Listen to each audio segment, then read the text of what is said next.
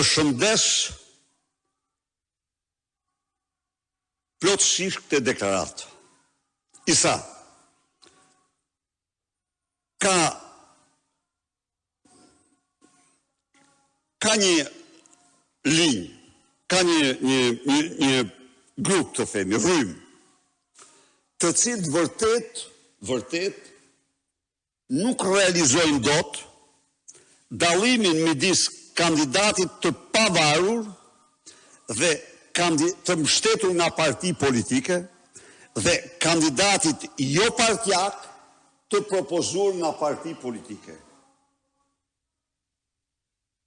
Kandidati jo partijak i propozuar nga parti politike është kandidati partisë politike. Kandidati i pavarur të cilin zgjedhin i cili ka ndonë në pavarur, por partitë politike e gjejnë të përshtatshëm për ta mbështetur në interesin më të mirë të qytetarëve, absolutisht në qoftë se është i pavarur, nuk ka pse të bëjë asnjë fushat me kryetarët e partive. Po, kryetarët e partive do angazhohen me të gjithë mundësitë e tyre për të mobilizuar elektoratin partijak për të votuar atë. Pra, e kundërta do ishte, mendoj unë, do ishte jo reale. Nuk është kandidat i propozuar nga ne. Nuk është kandidat i partive opozitare jo partijak. Jo, është kandidati pavarur të cilin partitë opozitare kanë vendosur ta mbështesin. Edhe gjatë një javë rresht, unë jam marrë me çështjen e modelit pikërisht për transparencë. Dhe jo të gjithë njerëzit e realizojnë modelin. Pastaj rryma keqdashse, ndjella keqse, e cila e tërbur nga fakti se ky kandidat i pavarur ka premisa të ketë mbështetje të gjerë në elektoratin shqiptar të pavendosur gri, po qoftë dhe të spektrit më të gjerë të mundshëm. Kjo i tmerron. Çfarë tha ai një gjë sa të bukur?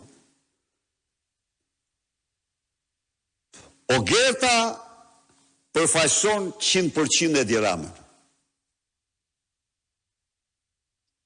Kjo është e vërteta. Dhe me këtë unë mendoj se intervista e tij ishte intervista e një njeriu të ndershëm dhe sinqert para qytetarëve të Tiranës. Ai aty për herë të parë, qytetarët nuk ndëgjuan një politikan apo qoftë dhe një përfaqësues jo partijak të partive politike të flasë për partit, të flasë për liderët, lavdin e tyre, por foli vetëm për qytetarët. Kam filluar punën 8 vjeçta. Dhe unë tha, njoh në atë filozofin, çdo lloj dhimbje, vuajtje, preokupimit qytetarëve. Pra unë mendoj se ajo emision, ajo debat, ai paraqiti veten ashtu siç është një përfaqësues të qytetarëve të Tiranës. Dhe ju garantoj ju dhe të gjithë shqiptarët se pikërisht për këtë qëllim, për këtë shkak, ne kemi mbështetur plotësisht. Tani, pjesa e dytë.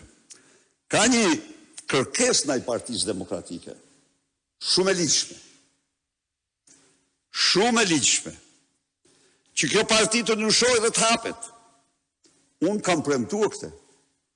Unë ju garantoj se jam shumë serioz në ato që premtoj. E kam premtuar këtë dhe e konsideroj jashtëzakonisht të drejta të kërkesë. Të qinën e mira demokratëve, por edhe mbështetësve tanë. Dhe ne në këto zgjedhje, duke adaptuar këtë model me kandidaturat pavarura, mbështetjet të kandidatëve të pavarur në bashkit që garojnë 6 bashki, besoj se bëm një hap në drejtimin e duhur. Dhe kjo do vazhdojë. Partia Demokratike do bëjë gjithçka për të mbrojtur interesat e një spektri më të gjerë të mundshëm të shqiptarëve. Ajo është partia e interesit kombëtar dhe ka qenë dhe mbetet, po kjo pastaj duhet të ketë edhe atributet tjera që po përpiqet. Ky ishte thash një hap shumë i rëndësishëm. Hapa tjerë do bëhen. Demokratët duhet ta dinë. Iku koha kur Partia Demokratike mbrohej nga një agresion mafioz kombëtar dhe ndërkombëtar. Tani është në sulm. Tani para shqiptarëve dhe Zotit dhe miqve të saj ka faktuar se është e përkushtuar dhe vendosur të mbrojë vlerat e vërteta.